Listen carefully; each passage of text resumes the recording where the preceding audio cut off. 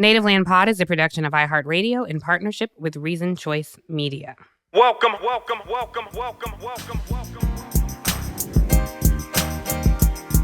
Welcome home, y'all. This is Robert from Columbia, South Carolina. I've been day one since the first podcast dropped. Thank y'all for your coverage at DNC. Thank you for the lives that you did. They were highly entertaining. They were fun. They were fresh. Great interviews. Just love getting to see y'all doing your thing in that setting. Didn't always get to watch the whole thing, but I've listened to the replays and they were fantastic. Thank you for bringing the Palestinian American on from Georgia to read her speech and have a platform as large as y'all's, and for also addressing that issue with several people that you brought on your show. Thank you for putting a spotlight on that issue. Thank you for holding nuance for that issue. I am tired of people putting down protesters and other people who are raising this issue and dismissing them as Trump supporters or as people who don't understand the stakes. We understand the stakes. I'm going to vote Harris Walz.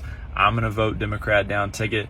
But I also am going to hold the elected leaders in power to account, to do the right thing by the Palestinian people, by all peoples around the world who are being affected by violence, and especially by violence from us. So anyways, thank y'all.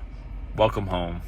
Welcome home, y'all. This is episode 37 of Native Land Pod, where we give it to you straight, no chaser. We are fresh off the DNC. I want to shout out everybody who is tuning in with us every day. We are your host. I'm Tiffany Cross, here with my co-host, Andrew Gillum and Angela Rye. What's up, y'all? What up? Hello. What up, friend? I hear you fresh off that summer heat wave up there in the Northeast, or fresh on, rather. It's 8,000 degrees. But what I want to talk about what they just heard at the top of the show.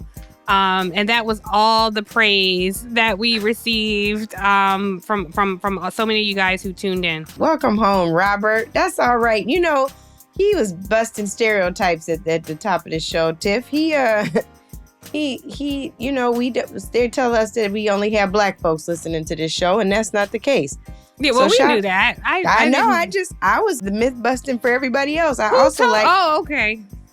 Yeah, I thought somebody told us we only had black listeners. They say it is predominantly black, but I like that we have, you know, representation here. The Rainbow Coalition also represents South Carolina, which you may not expect a white dude from South Carolina to say this. So I just appreciate it all around. Shout out to you, Robert. I gotta say, I would expect a white dude from South Carolina to say that. I think this whole myth around the South being red, I always say it's only red until it ain't. There are very progressive pockets of the South, particularly in South Carolina, in North Carolina, in Alabama, in Mississippi. All these places have people, a diverse coalition of voters, and some of those people in our Venn diagram, we have a diverse coalition of listeners. So I'm really not surprised when I hear, no matter what people look like, when they have expressive thoughts. Having grown up in the South, from the South, I want to say there are always people with progressive outlook. So happy to welcome home. I can't wait till their numbers look like that, because that's not how the general election numbers look. But I'm with you. We're going to get into that in the show, because I actually do think their numbers are growing, but there are rampant voter suppression efforts happening. So probably a good time for us to get into the show. I was going to say, just on the applause, I want to thank the brother, for being a listener, obviously, but he braving. said from day one, AG. Day one, he's an OG. And then feeling comfortable and sending that video in, I really appreciated that. But I'll tell you, the salutes have really been rounded, Angela and Tiffany. I was just at the African Methodist Episcopal conclave or convention with a bunch of AMEs, y'all, and they have been praying for us. A lot of listeners there, but I want to particularly shout out the senior bishop of the African Methodism in the United States, Bishop AG Richardson, former pastor at the church that I attend, and a Rattler and his wife Connie Richardson, who are avid listeners. Y'all, when they told me that, I said, I'm sorry for the cuss words, and I gotta say, I ain't gonna say who, but one of these very religious figures says sometimes it takes some emphasis. So, Tiffany, you are excused. I wasn't asking to be excused. I have to say, I speak it. I walk it like I talk it. I speak it like I mean it. I know. But I will tell you, another a woman said that to me, that she listens in the car with her kids, and I was like, "You listen with your kids in my potty mouth?"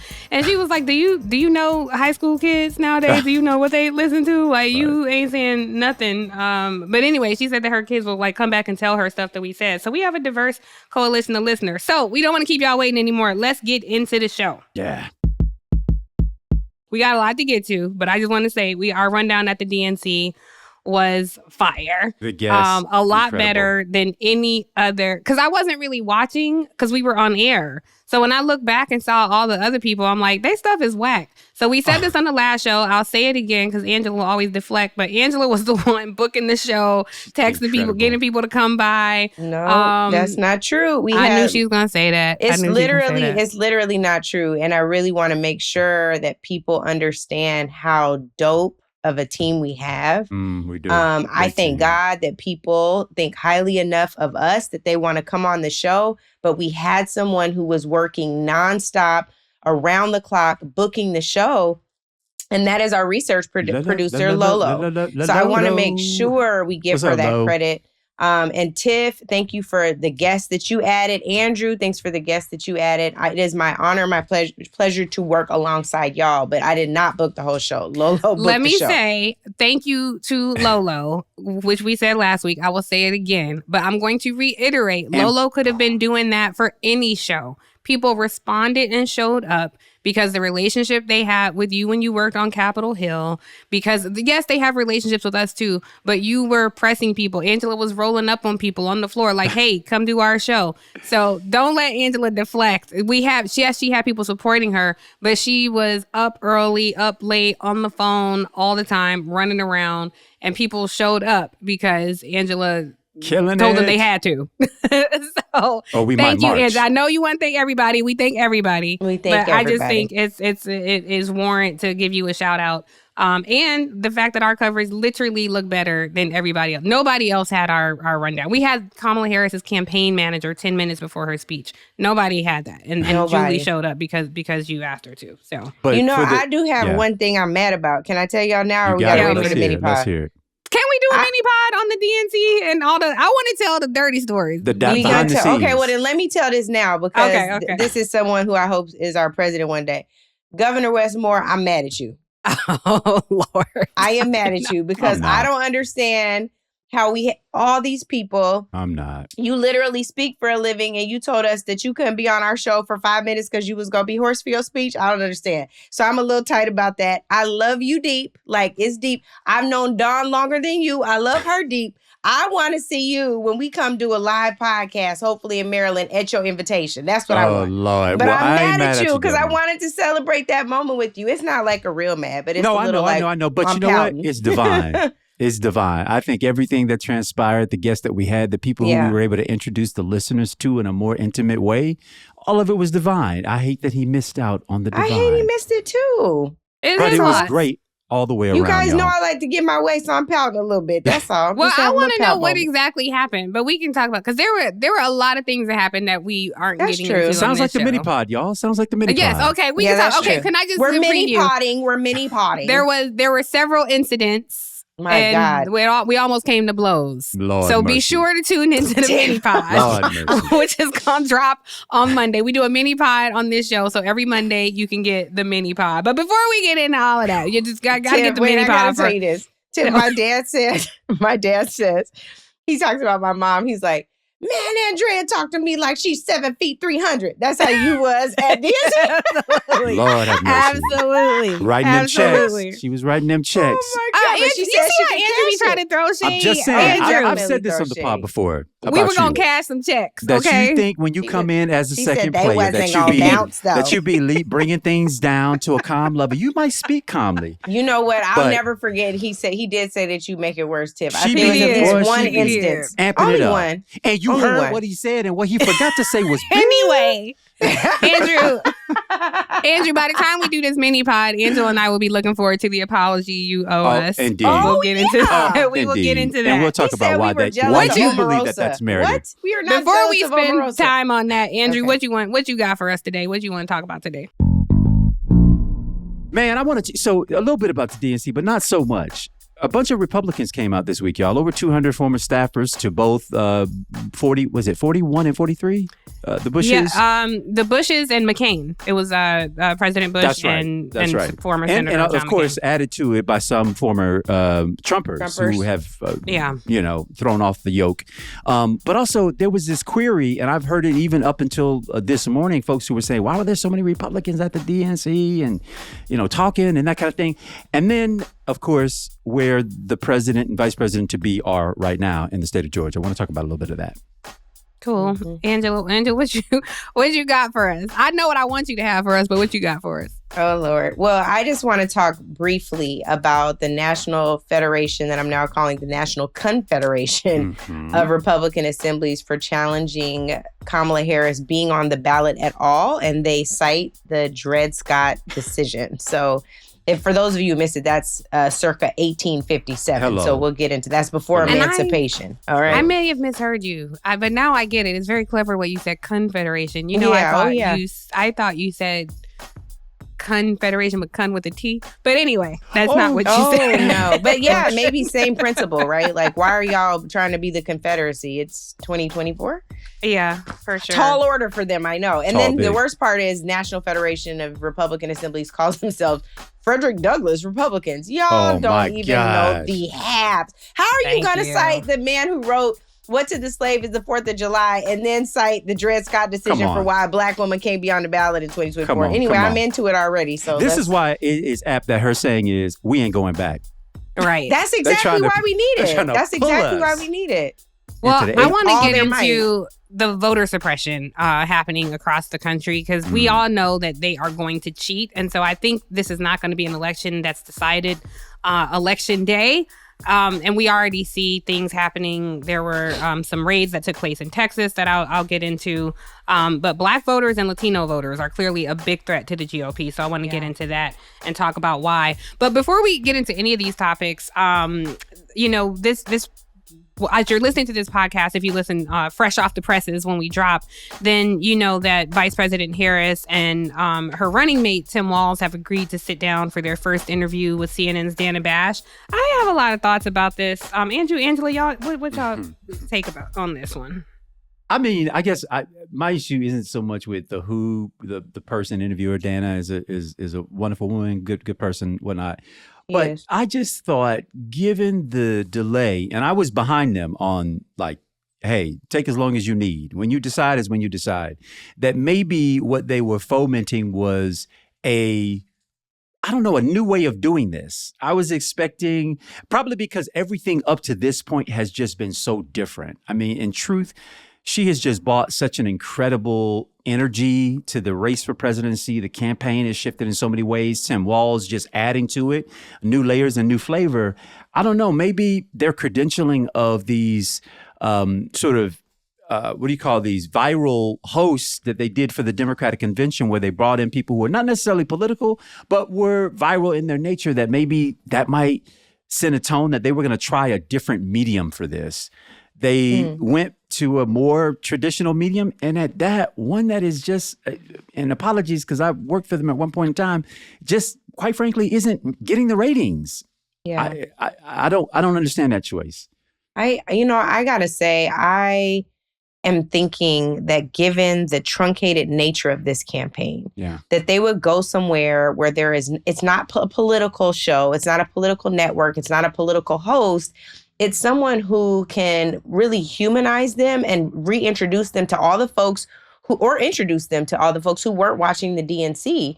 So even like GMA, even the Today Show, like even maybe going there, some walk and talk moments, Kamala cooking, because that's one of her favorite things to do. Tim Walz, maybe he's not coaching anymore, but maybe he's on the football field with some of his old players, like really going into their regular everyday lives and providing people with that insight that we talk about all the time on our podcast, where people are listening to our conversation. Look at how they move about in life. Follow them on the plane. Like literally, what I don't understand. And there's no reason why they can't do what you just described, Angela, and ask serious questions. No, of course. But I'm also the other thing that I would have suggested to them, again, given the truncated nature of the schedule, is having a televised pen and pad. So you have folks from multiple outlets asking them questions. They could still do it together.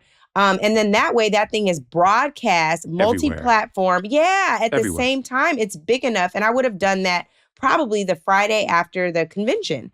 I don't think that's too late, but I think that is, and it's not about Dana, it's about CNN, it's about all of it. People are not tuning in there. Where can you reach people where, they ordinarily wouldn't be? Tim Walz could go do an ESPN interview because of his sports background. You know what I mean? Yeah. Like, there's so many different ways they could have played this. Anyway, Yeah. I got a lot What to about say. you, I anticipate Chad? that they'll What do you do that. I don't think an ESPN interview would have been appropriate for their first rollout, and I anticipate that he will do that. I hope. I also don't know about the right. Exactly. We hope. Who knows? But I don't know if the walk and talk and the cooking is necessarily the image they want to put out at this point yet either. I wouldn't have been mad at that. I mean, I can see. I'm just trying to think of their perspective. And then I'm also trying to think of, as a producer, like the amount of time and production that would take. And I think they probably want to do this as a quick turnaround. Just so our viewers know, a pen and pad is something that happens on the Hill a lot. To me, that's the most popular place where it happens. Is a bunch of journalists sit around and ask questions. You can have a print outlet. You can have producers there. It's something where talent doesn't necessarily show up. But that's a really great idea because I've never... well, not regularly. Like Joy isn't typically going. Like Jake Tapper isn't typically going. But that's why I thought it would be different. Like you literally bring everybody together almost like a summit. Or like you think about the White House press briefing room, but they're just sitting. I'm just explaining it to your point, Tiff, to the listeners, because I said a pen and pad with no context. So we're in the White House press briefing room where everybody's sitting. Instead of it being that room, have like a big round table where Kamala and Tim Walz are also sitting. Yeah. It could be that type of image. Yeah. I've never really, I don't recall, it's not a regular thing to see something like that televised. So I love the idea, like buck the trends, like everything has gone out. I know you guys like Dana Bash. I worked with Dana over 25 years ago. So Dana used to be a producer before she was an on-air talent. And I remember on 9/11, I was a young associate producer in the newsroom and I had to run and get her tapes at the Monocle on Capitol Hill. This is back when she was a producer. Wow. So this is nothing personal. Wow. I think Dana does what she knows how to do. And so often that is the incestuous Beltway media. They're talking to each other, for each other, about each other. They're looking to get, those gotcha questions, that soundbite to make some news. And that is not necessarily what the American people need. That's what the Beltway press needs. It's not what the American people need. I think she asked the questions to her narrow lived experience. And so, for example, when she was interviewing J.D. Vance, which I thought, quite frankly, no diss to her, was not a great interview. And she asked his opinion on whether he thought Vice President Harris was black or not. Who gives a shit what this man thinks about her race? I thought that was a completely inappropriate question. I thought the question itself trafficked in racism. She allowed J.D. Vance to talk about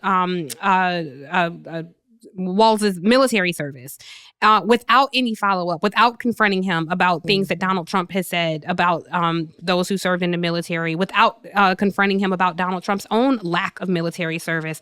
So I just don't know that any I could certainly do an interview and ask the kind of questions that Dana would ask, but I'm also, like most of us, have had to be ambidextrous enough that I could ask her about issues that are relevant to the Black community. I can ask her about issues relevant to the Latino community, to the Asian American Pacific Islander community, to indigenous communities, the places where these races will be won on the margins. And I just think that she tends to center whiteness in a way that may not be intentional, but is very much what happens. And it's not her. When you do have a presidential interview at a network, everyone is involved. The head of the DC bureau is involved. The president of the network is involved. All your producers, Congressional Hill, it's huge rooms of people weighing in on these. I've been in those rooms weighing in on these types of elections. So it's a lot of different perspectives that I think are missed, which is why it's so important to have people of color, not just on air, but behind the camera. Andrew, I know you want to weigh in. We're coming up against a hard break. You bring us back on the other side and we'll pick it up from there. Got to pay some bills, y'all. We'll be right back.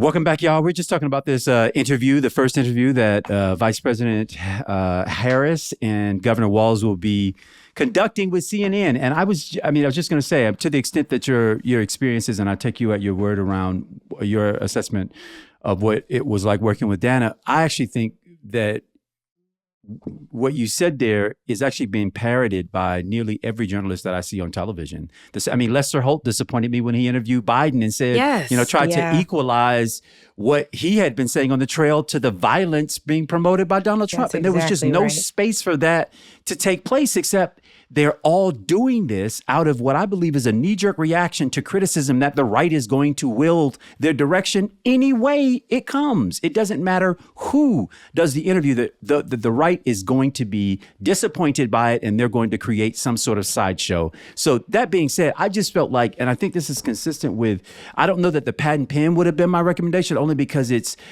might look like chaos to the viewer if it's that, and I'm sure they probably don't want that to be the image as well, but something innovative. This was a moment, I think, for innovation, and if there was a ticket that could have delivered innovation, I think the way that they have curated so far their introduction to the American people as presidential and vice presidential candidates has been, quite frankly, superb.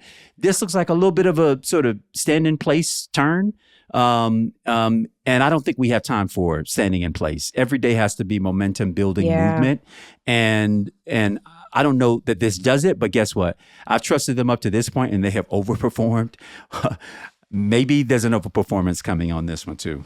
You mean the candidates, not the candidates, that is, of course. Yeah. And they gotta have a kitchen cabinet that's larger than normal because they gotta cover more ground than normal, though. And I just think they cannot. I don't know when the next interview is. It should be a slew of them, and I think they could be. We're not going to sit down. Y'all got to catch us on the trail, right? Like, they got to do a lot of stuff at once. While you're on the trail, you recording those ads. While you're recording those ads, you growing your base. While you're growing your base, you shaking hands with surrogates, making sure that they got their marching orders. While you're doing that, you want to call Andrew, just like you used to have a press briefing call, messaging call every morning. Like, you just got to do everything at once.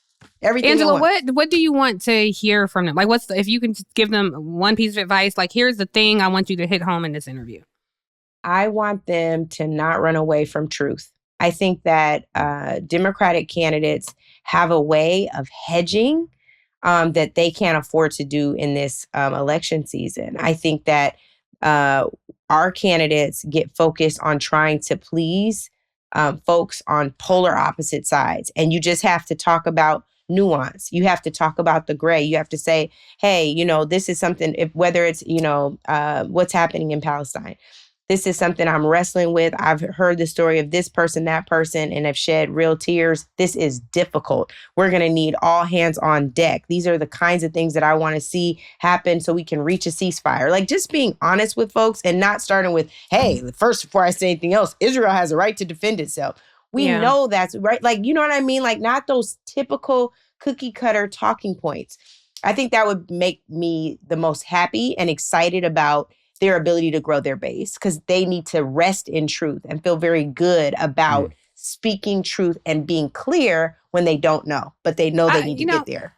I have to say, Andrew, a specific thing that I want them to talk about, obviously domestic policy is a huge deal. Inflation is still hitting, the kitchen table, and those kitchen table topics are hugely important. So presumably that. I do want to hear her response specifically on Iran and the burgeoning challenges we're having with some of our foreign adversaries. My reasoning is I would like for this country to normalize what to have a woman as commander-in-chief, to normalize what it might look like to have a woman during wartime presidents. Considering what Donald Trump has said about our armed forces and people who choose to serve, I think this is a time where she can say not only does she have an intellectual command on what's happening across the globe and U.S. positioning as it relates to that, but she's also prepared to lead this country to defend itself when and wherever necessary. So I hope that Dana asked her, how she would be prepared to respond should Iran cross a line, and how she might be prepared to deal with a nuclear-armed Iran, which is a huge deal and something that we are facing. No, you're absolutely right on that. In fact, if y'all remember during this speech, when she got to international affairs and the might of the U.S., of the baddest fighting force in the land, right? I almost thought she had voice training. If you notice, she went from sort of what I felt like is going from a tenor into a baritone, and her voice sort of got a little bit lower.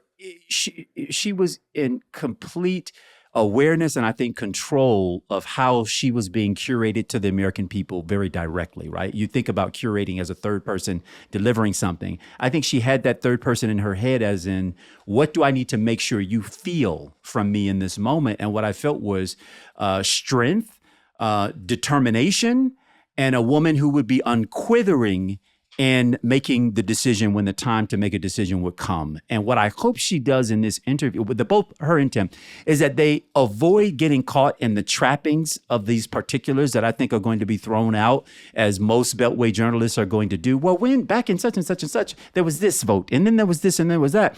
And unless it's a really big, important back and forth that's being had, meaning what is being discussed is consequential, where you stand on women's rights, where you stand on, big tax issues.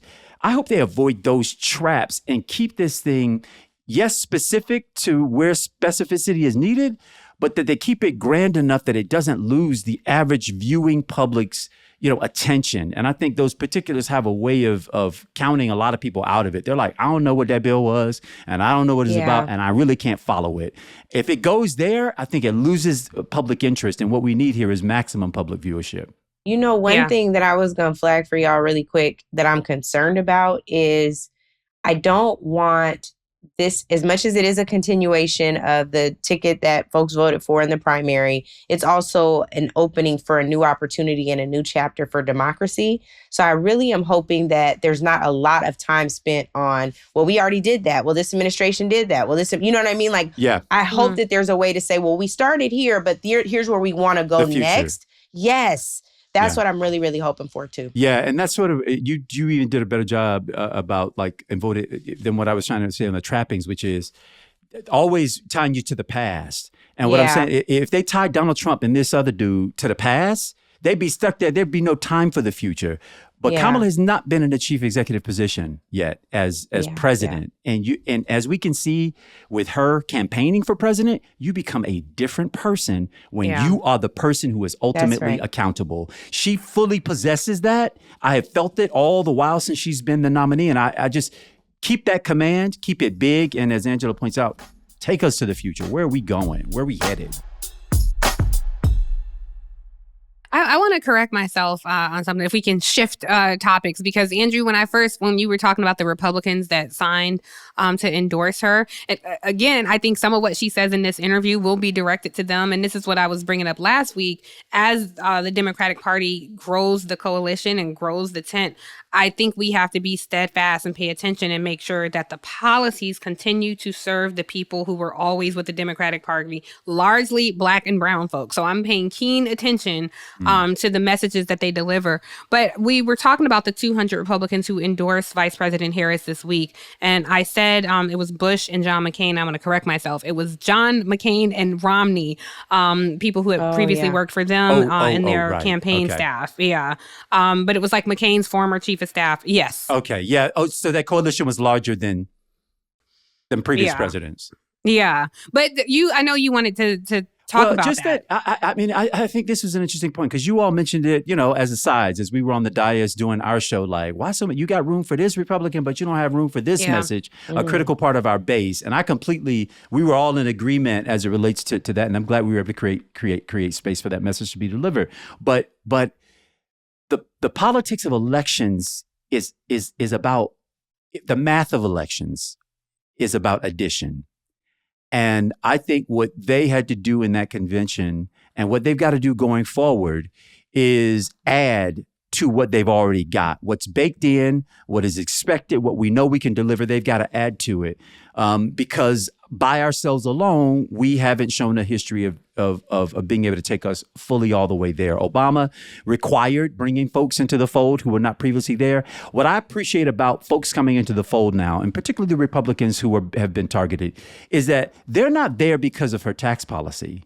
They aren't there because of her position necessarily on immigration. They're not there because of her previous voting records. Many of what we heard from many of them on the stage and what we have continued to hear from the conservatives who have backed her is like, this is a moment of country over party, that this dude is so out of whack with what is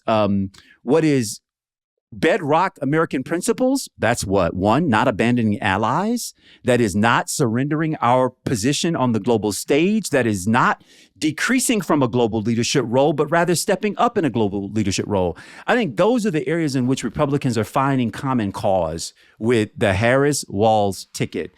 Not on, I think, the issues that are going to bring us enjoyment and happiness. And I think that those bedrock principles, I have not heard an equivocation from her or Walz on those yet. And in this interview, we will hopefully hear more on the positions. But if I see that we're starting to surrender where we stand on the John Lewis Voting Act, where we stand on regulation of many industries in this country that are underregulated, where we are on guns, if I see surrender in that, then we got issues. And I think she would have issues across the board from our coalition that put them there. But I haven't seen that yet. I think the common cause is basically like, this guy's a threat to global order. And that's what's bringing a lot of these Republicans along. Not that they agree with us on our fundamental positions as Democrats. Can I just say, though, I was sitting here thinking while you were talking, Andrew. The thing about... You're not listening to me? No, I was. She was listening because I heard that deep exhale. Because I was like, the thing that was bothering me last week, and now I can kind of put words to it about the number of them who were on the DNC stage while space wasn't made for issues that a lot of us really care about, is, when during George Floyd, when all of our white friends were calling us crying, asking what they could do, what books they could read if we wanted to take over their Instagrams. Remember?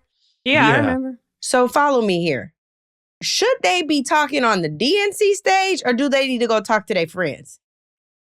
Republican stage. But this is my thing. Like, maybe some space should have been made for Never Trumpers on the RNC stage. Mm-hmm. Maybe some space should be made for Never Trumpers on op-ed pages, editorial pages. Maybe they should take out an ad. Maybe they can contribute to the Lincoln Project. Maybe they could do something where they go talk to their friends. Like, I don't need to know why you're supporting the right thing, because it's the right thing to do. Like, to me, this isn't even about, to your point, Andrew, it is not about politics. It is country over party. Well, then go talk to your fellow countrymen, talk to the National Confederacy of Republican Assemblies. Go talk to the Confederates, please, and convince them. Please, like, go and be a surrogate there. Go into the spaces in the red states where Tiff said it's changing, where it hasn't quite changed yet. Please go talk to them. But Angela, this was the stage that had, these weren't just Democrats watching. This was the stage that had the diversity of America trying to see what their choices were. I would like to see those numbers. That's like me watching. I could not envision right now where I sit a condition under which I would vote for a Republican president, right? And for many of these Republicans, they could not fathom a condition under which they would be voting for a Democrat. I am not confused about that. I want them to go grow that base. But But they're doing that, Angela. I don't think they're doing that by speaking on the DNC stage. I think that some of the things they've done since then are helpful. And I would love to see the numbers of folks who were watching. Like, for example, Fox News ran DNC coverage. Where were those folks on those Fox News panels? They got to be invited, right? You talk about Fox News, they got to be invited. They can go and be Trojan horses, go be like, I got something to say about Donald Trump y'all don't want to hear, and then shift. I'd agree with you, Angela, if the only stage that they were letting their voices be heard were on ours. But that isn't true. The op-ed that got the mayor from Arizona on the stage came out before the DNC. He was letting his voice be heard with McCain, former employees, in it where he lives, where he is mayor, a sitting elected official. He was doing that where he sits and talking to his people. So I just think there's something about you that enjoys it, and I think that's fine. I just want it to be effective. Like, can you enjoy and be effective? I just think I don't think that I need to be. Yeah, I think I want to win. I understand. I think I want Fair a Democrat in the we White about to be House. right back at Katie, too. Which is why. Right, exactly. Before Andrew came, let me just say really quickly, Andrew, before you came, we gotta win. But I got a comment in the question. And the question, Angela keeps bringing up this this national confederation. I want to hear what that's about, and I got something on this. But we got to pay some bills, so we'll be right back on the other side.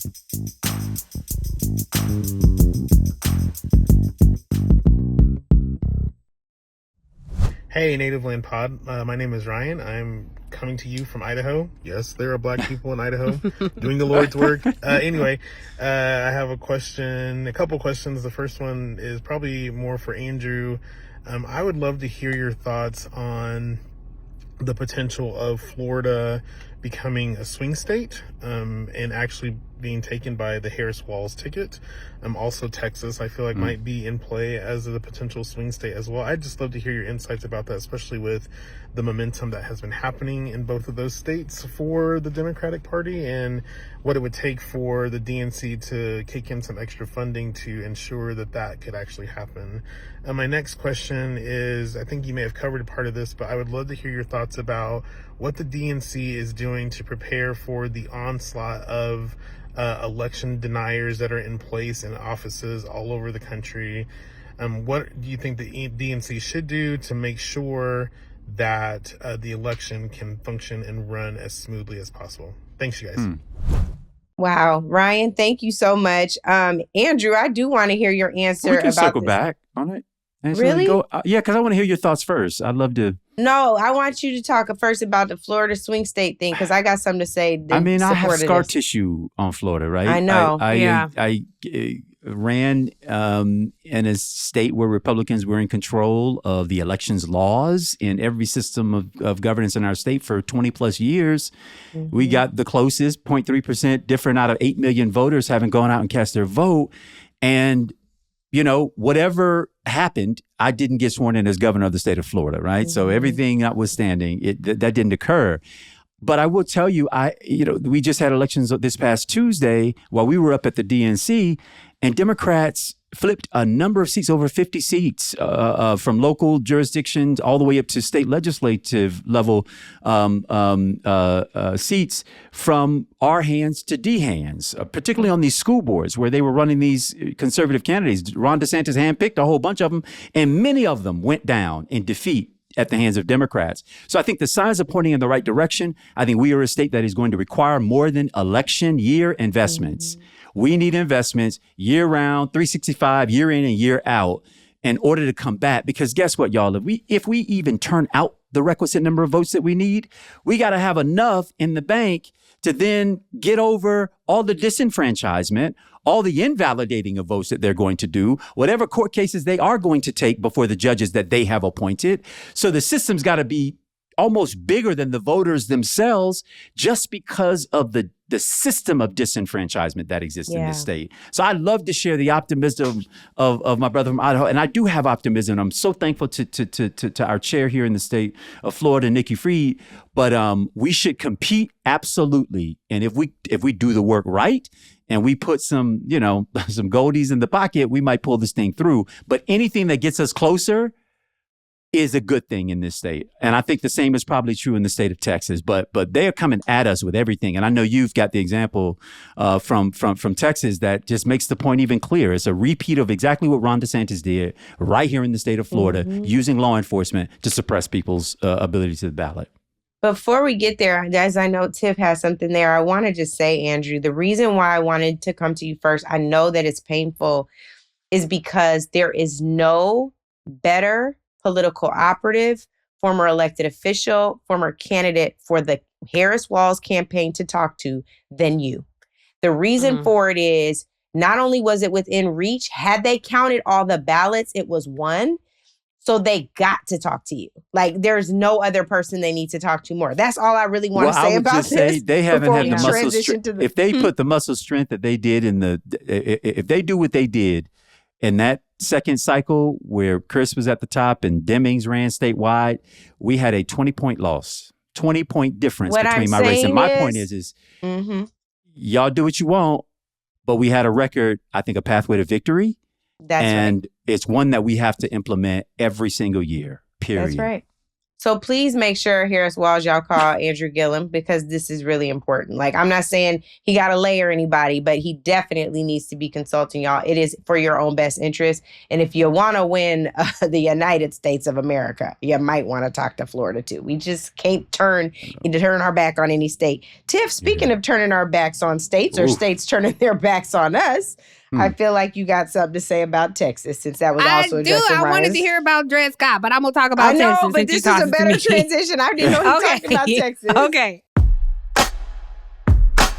Do you know why I want to hear about Dred Scott? Because did y'all see The Princess Bride when y'all were young? I used to love that movie, but they used to call it was a scary pirate in there, and they called him the Dred Pirate Scott. So every time you say that, I think of the Dred Pirate Scott. Anyway, but I'll talk about Texas. Good. Not racist property. I appreciate that.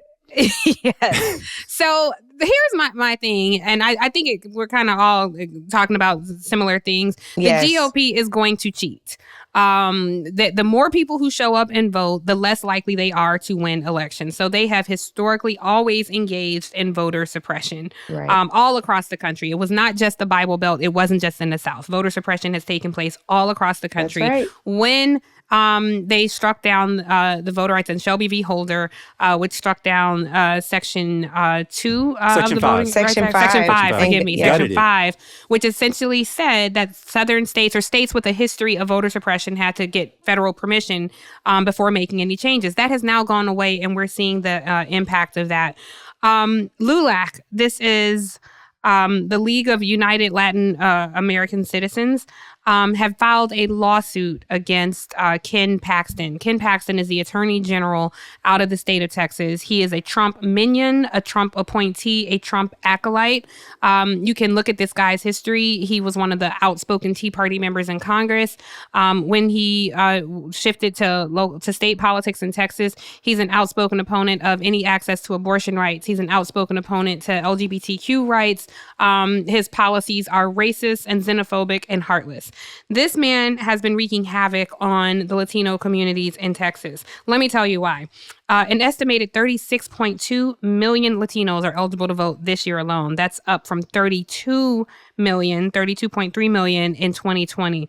That's a 4 million increase. Latino voters have eclipsed Black voters in the largest community of color eligible to vote. Eligible, not registered, eligible to vote. That's important. Every year, about 1.4 million Latinos become eligible to vote in the United States.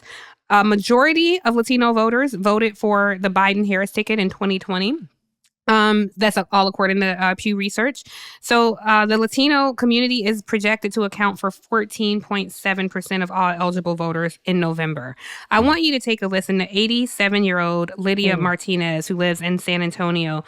She's been a LULAC member for over 35 years, and she works to expand voter registration among seniors and veterans in South Texas. Let me let you hear from her what Ken Paxton's regime put her through in her home. Take a listen. I said, let me get dressed. And she said, no, go outside. What were you wearing? My nightgown. And I had all these policemen around me. It was embarrassing, humiliating. I was so angry. It was horrible. So after bursting into this woman's home, Ken Paxton's regime, basically this is voter intimidation.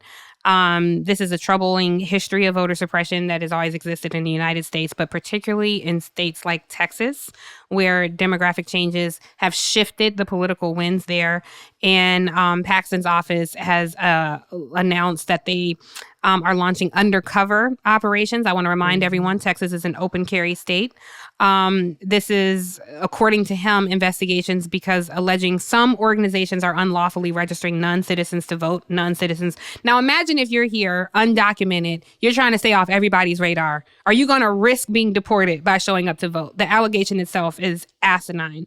So I wanted to raise this because the only people who win when we beef are them. Latino voters are facing voter suppression, not just in Texas, Andrew, in your neck of the woods, in Florida, and everywhere else in the country. Black voters in Georgia and everywhere else in the country are facing these type of voter suppression tactics. We have to be aware of them. We have to stay ahead of them. And this is how they're trying to cheat before the election. I can't imagine what they're going to do after the election. Angela, I think this leads us up to that I think this fight could land in the courts. I hope I'm wrong. I hope we win this election in a decisive way where it's not even worth going to the courts.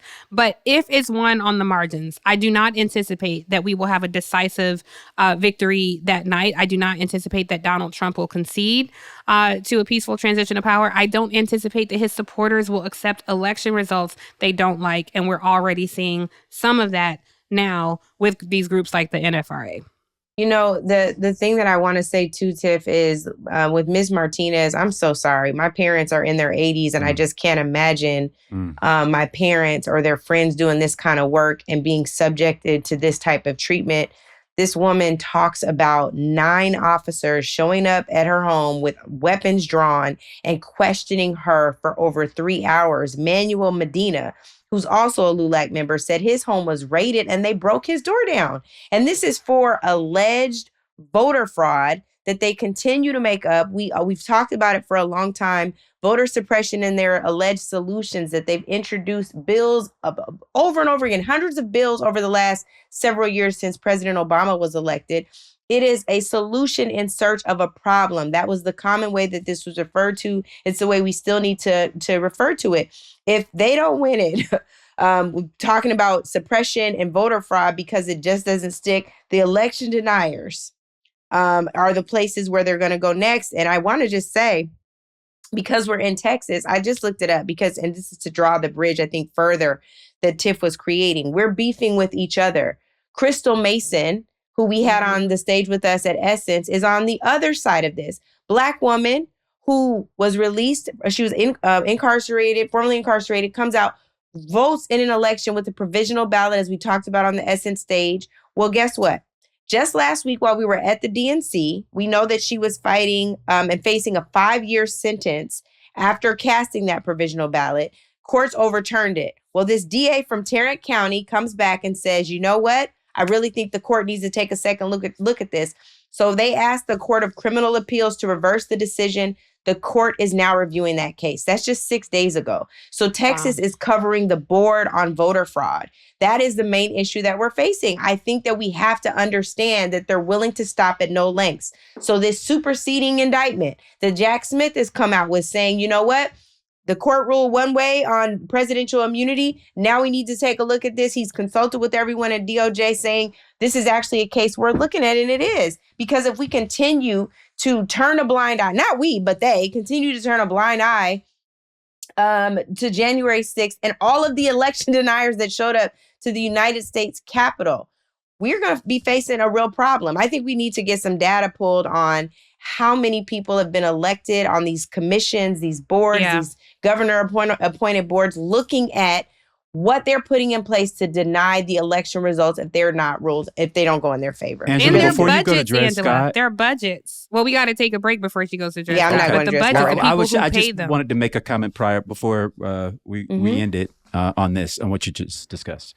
Yeah. So I guess we'll do it after we pay some bills. No, Go ahead. Make your point and then take us to break. Not only did Trump panel a commission to look at voter fraud, which came up with absolutely nothing.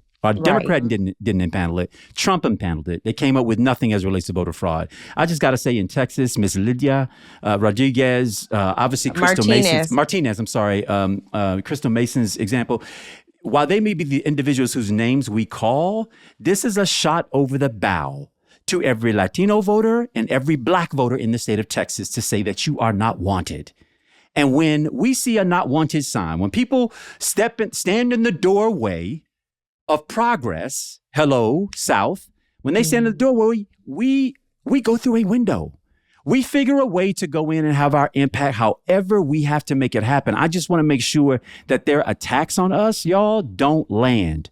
There are going to be these efforts that go after individuals. They are going to attempt to prosecute us. They are going to attempt to malign us and call us everything but a child of God. And if we let them win, winning for them is going to be every individual citizen who is eligible to vote, making the decision that they are not going to vote because they don't want to deal with that drama. I understand you're not wanting to deal with it, but their strategy isn't to get Miss Lydia. Their strategy is not just to get Crystal by herself. The strategy is to keep the rest of us from daring to exercise our rights because of, if we do, these are the consequences that await us. Right. And that would be a win for them we cannot allow them to have. The courts, we will get that back in balance at some point. But this that's going down right now, and it's going to be repeated from here until Election Day and beyond. We cannot let them win, y'all, because their goal is to keep us intimidated, silenced in our corner, and not voting. That's how they win. So I just wanted to just say that, to bring this to the point that it ain't about these individual stories alone, y'all. This is a strategy that they have deployed. They know it. They invented it. It's worked so many times before, but not this day, not today, not this day. Somebody called that stupid 800 number they had for voter fraud that Trump enacted.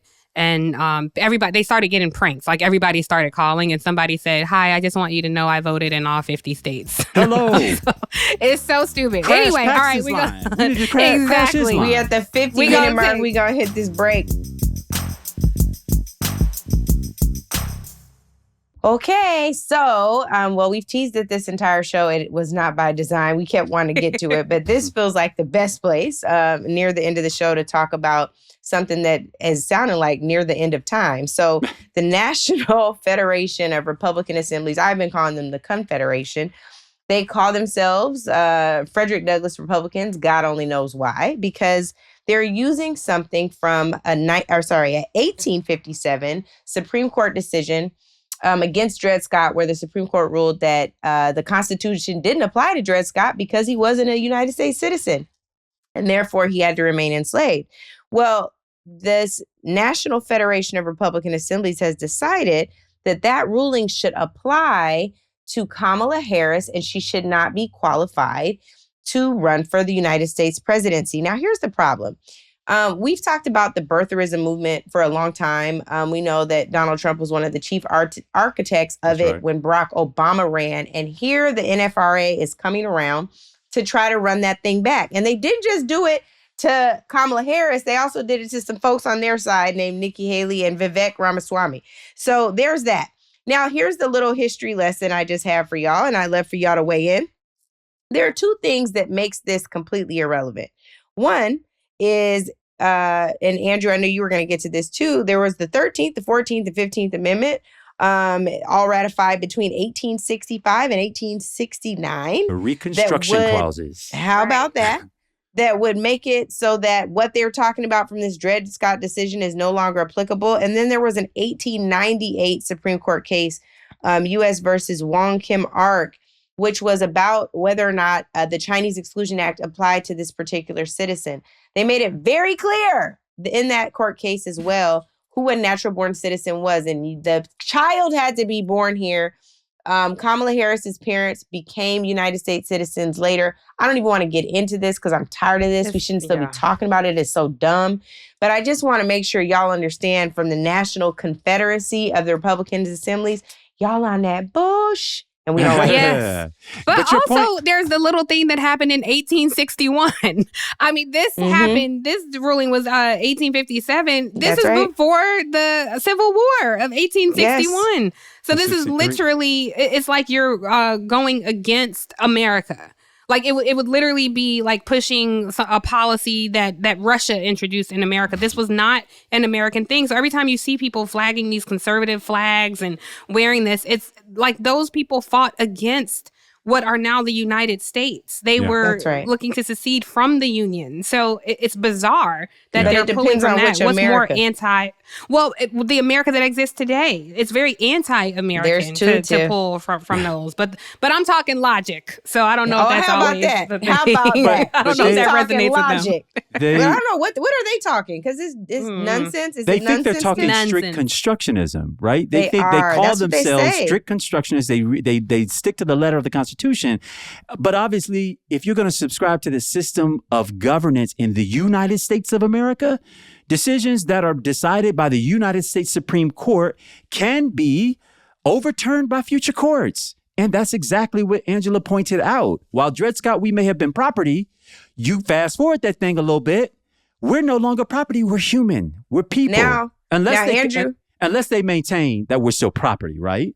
And if that's the case, then you'd have to delegitimize a whole set of progress that's taken place since that point at the hands of black folks.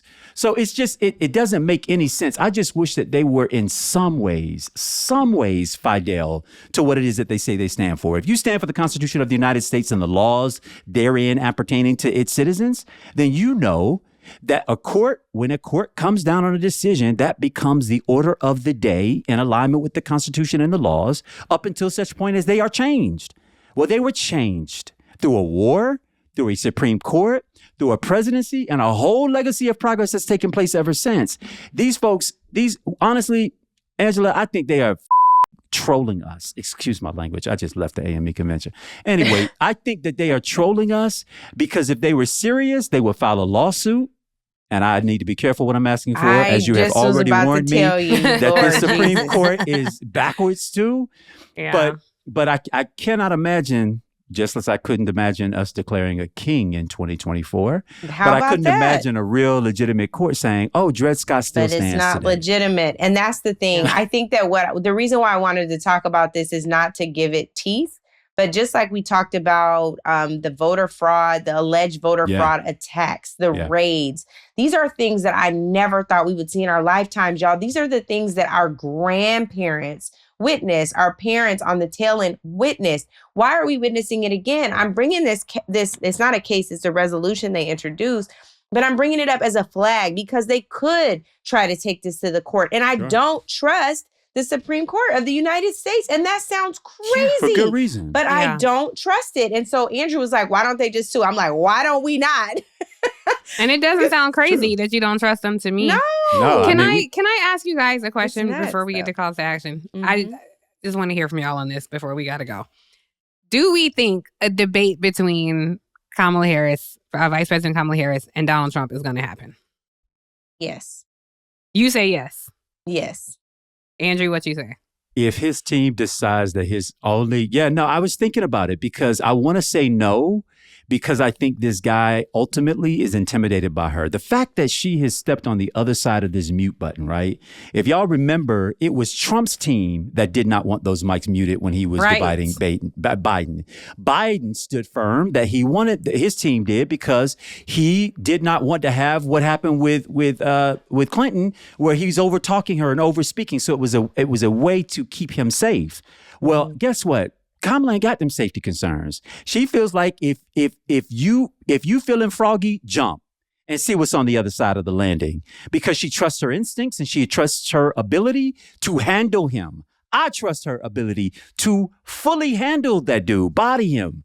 But his team is now saying, okay, mute button must stay in place because they don't trust that their candidate is safe in her hands and they're right to conclude that. Say. I have a plant that looks like lily pad. So if you feeling froggy, leap on this lily pad. Why can't I say lily pad? If you're feeling froggy, leap on this lily pad. Leap onto that. We should have been wearing those T-shirts at the DNC. I'm just saying because I feel Angela will body him too. So it doesn't. Either way, they don't trust it. So my instincts say he doesn't want a condition under which he is handled by her. Yeah. And I don't really believe that she would pull out of a debate over the mute button. Not going to. If anybody backed out, he's going back out. Yeah. So you know what? Can we talk about this next? I want to get into it. I'm not doing this caricature that Angela wants to do, but we got a plan. Oh my God, that was never the plan, ma'am. We got a plan now, though, right? James G, our friend. Are we gonna do that next week? Yeah, we want to do it next week. Wait, you didn't tell us whether or not you thought he voting. I mean, is he going to debate? Is he going to debate? Do I think? I say no. I do not think these two will come together in the debate stage. As much as I would like them to, I say he's going to find some reason to pull out. I hope I'm wrong. How much money are we betting on this? I got $20. $20. Oh, $5 on it. No, okay. Dinner. Dinner. Whoever, yeah. So if they debate, I'll buy y'all dinner. Okay, if they debate, Andrew and Tiff are buying me dinner. Because both of y'all are on that side. I'm going to win. I'm ready. I said I was up the middle. No, you can't be in the middle. Deciding. No, Andrew, you got to do one or the other. I'm never in the middle. Andrew, you are always trying to play both sides. Are they going to vote debate or not? You said no. Andrew, so you're Andrew, always you owe trying Angela to play dinner. both sides. I'm I not said playing it with both my sides. cold chest. I'm not playing both sides. but you do that all the time. He does I it do all not. the time. I try to I'll be introduce like, a I have Katie and perspective. Karen and perspective Mishisha, who is shall not not be being named. A entertained. native That's not both sides. pod polling firm, and I will ask a yes or no question. And Andrew's like, well, it depends. I would like Exactly. to. You do that all the time, Andrew. No, I just try to get clear on the question. That's it. No. Okay. Cut the crap. We owe you dinner if they debate. Rules. That's the rules. I accept that. Yes, but I want two different dinners. Sorry, that's fair. That. Okay. That's fair. Don't be Okay. trying to do Two two different for the price of And one. I'm gonna cook the one that you Ain't no getting. coupons around here. Coupons decline. I'm cooking the one that you getting from me. I'm No. Yes, no, ma'am. what can You can't cook? set conditions on that. What can you cook? I said buy me Jambalaya, dinner. baby. You can't make no jambalaya. I can. It's Can from you make a Zatarans, but I meatless can. jambalaya so I can have some? Well, we got to make happily. tips with no If you meat in win there. this It just bet. has to be Okay. seafood only. You guys. And then if they don't debate, then we got it. What? Honestly, What how y'all, do you I make actually your thought I how could do you cook. make your chicken for jambalaya, Andrew? If it don't come with the Zatarans, Oh no, absolutely not! And you just tried to run a Zatarans commercial in my family we from Southern exactly. Louisiana. They owe us some My dollars. Run mama's us our side money. is sliding down the chair right Anyway, now. hey, beggars can't be Zatarans. choosers. I Good think night, it's sir. time for these calls to action. Do y'all have? I I want to go am too last. upset. Andrew just tried to say he's making jambalaya. With Andrew's call to that action needs to is be an apology to both of blasphemous. us. So Andrew, you go first. Me and Oh, Angela oh, wait yeah, your that's a apology. good Y'all point. talking about that po girl. Anyway, What what's po your girl? CTA? We'll talk Girl, about it. You in a don't minute. want We'll to talk about know. it in a You minute. don't want to know. We'll talk I'm about it looking in a for the minute. po girl. 'cause We'll save I it for know the he- minute. I know Save he it for the lying. minute. I know he lying. I'm looking for it. Where are you? Where? Do you have Conditions a change, CTA? ma'am. Conditions change. Do you have a CTA, Andrew? Yes, I want to just thank and congratulate my pastor, an amazing man, Aw. the man who, when I had to surrender myself to the government unjustly, drove me there. The man who stayed with me, keeping his eyesight on those law enforcement officers the entire time. The man who showed up every single day to trial, even after he broke his foot, stumbled into the courthouse for me, prayed for me and us and my family, Jay and I and the kids. The man who baptized my 3 children. Pastor, now bishop-elect I love this. of the African Methodist Episcopal Church, good friend and great father, husband, partner, Reverend Julius McAllister, his wife Dina Yes. McAllister, for their Stephanie's service. sister. Stephanie's Young's sister. Stephanie So shout Young's out to them sister. too. Stephanie Young, who worked with Angela at the Congressional Black Caucus and Yes. was at the White House, both White Campaign Houses. operative extraordinaire on the trail Yes. now with a new And just a baby. beautiful the girl. baby's New so and a baby, new mom. new baby's mama, she is. New mom. But So thank you, congratulations Steph. to her sister and her brother-in-law Yes. and my pastor and friend. And to the legacy Congratulations of to her Bishop father, McAllister. Who is Bishop also a McKinley bishop. Young. Yes, so McKinley shout out Young. to him too. I The love AME that. Church has a rich history too, and just the Black Incredible. community and all the things they've done. So I haven't met Bishop McAllister, but I would like to. He's an He's excellent dope. man. When He's you come dope. visit, we'll all go to church together. I Okay. love that. Look forward I love to it. that. Calls to action. Y'all need to listen to this mini pod because I guess it's some stuff we need to It's get off going our down chest. in the mini. I also want to tell y'all if you can, please make sure you go back and listen to our Yes. episodes last Oh, week. I'm extraordinarily sure. proud of them because of how much work we all put in to make sure that happened. Y'all don't understand. We had never live streamed before as our podcast, and we had never done back-to-back episodes on a daily basis and during one of the most historic conventions ever. So it was a major undertaking, and I just again want to shout out our With team. A-list guests. all the Lauren, way. Nick, Lolo, Chloe, like everybody who helped The Ed, crew. who helped to put the videography team together. It's so thrilled and so grateful. So thanks y'all again. And Roland please Martin make for sure the you go equipment back. on day one. Oh yes, and Roro. Roro. Yes, for making sure that we could have a live stream on Monday. Oh. And then lastly, I would say when you go back and listen, check it out wherever you get your podcast, but also on our YouTube channel, make sure that you're subscribing and checking those out as well. We're trying to make sure we grow both bases. And make sure you're following all of our accounts on Instagram, on Twitter, on Facebook. We're at Native Land Pod. Same thing for the Hey, for the YouTube. Angela, Angela, RJ told me that in the chats during the live is where it was at. She's like, you Really? gotta watch the And they don't YouTube save those lives comments. because they don't We gotta save figure out them. how to You gotta save 'em. see it as I it missed goes. them. I would have liked to see the comments. Well, we can All go right, back I'll and be listen. quick with my CTA since I know we have MiniPod. So this is a PSA. It's a CTA, but it's really a PSA, a public safety announcement. I want to say, we show up on this podcast and we give it to you straight, no chaser. None of us are edited. This is live to tape. We don't go back and listen and say, oh, can you take out this part? Like what you hear is what you get. These are conversations we'd be having whether cameras are rolling or not. And we love you guys for taking an interest in what we do and showing up. The PSA is this. If you see us out publicly, we make a habit of, this is your podcast too. If you disagree with something we say, put it on video, drop us a link. If you see us out publicly, I never mind saying hello, chatting with people, very social people, that's fine. For your safety, Oh, Lord. it is not the time to confront any of us in a negative way for your safety and for our safety. Because if you're crazy enough to try to aggressively confront, one, if we're together, you didn't just confront me. You've now confronted Andrew and Angela and anyone else around us. And if I'm by myself, I have to assume if you're getting aggressive with me, I fear for my life and I'm going to proceed accordingly.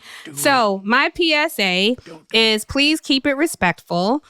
Please keep tuning in. We all ride for the people, ride for the community. We love y'all. We welcome y'all home every week. We say that with intention.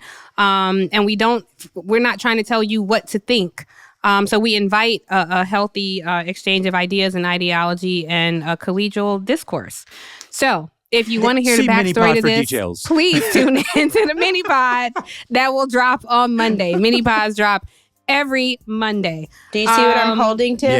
Yes. A peace lily, Yes. is that right? No, Yes. This is not. This is the lily pad still let's call because it the that peace was lily. Tips. This was Tips' way of saying, so if you feeling froggy, leap. Otherwise, That's all I say. because I might leap back. So I just had Angela, to hold it. I hope you know how many days it is to the election so you can close us out because I don't. I think it's 70. Not enough. I think it was, is it 68? Nick, Oh, just come on and 69. tell us, Nick. Nick, make your second debut. He was mad at us. 68. I said it. All right, 68 days left until the election. Be sure, like Angela said, subscribe, leave a comment, follow us on all our platforms. 68 days to the election. Hey, your kids are in the register to vote. Exactly. Let them watch I you vote. am Tiffany Cross here with Andrew Gillum and Angela Rye. Welcome home, y'all. Welcome home. Thank you for joining the natives. Intentional with the info on all of the latest. Rye, Gillum, and Cross connected to the statements that you leave on our socials. Thank you sincerely for the patience. Reason for your choice is clear. We're so grateful. Took the oath to execute roles. Yeah, faithful. Preserve, defend, and protect the truth, even if painful. Welcome home to all of the natives. We thank you. Welcome home, y'all. What's Welcome up, home. sis? Native Land Pod is a production of iHeartRadio in partnership with Reason Choice Media. For more podcasts from iHeartRadio, visit the iHeartRadio app, Apple Podcasts, or wherever you listen to your favorite shows.